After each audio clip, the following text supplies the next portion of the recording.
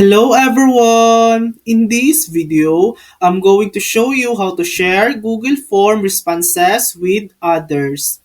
First, open your Google Form and go to the Responses tab. Click the Google Sheets icon. This will either create a new sheet or link to an existing one. Once the spreadsheet opens in a new tab, click the Share button in the top right corner.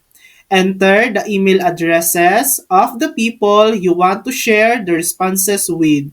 Set their permissions. Choose viewer or commenter if you want them to see the data but not edit it.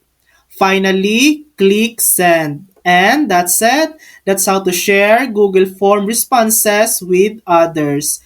Thanks for watching. If this video helped you, please like and subscribe for more helpful tutorials.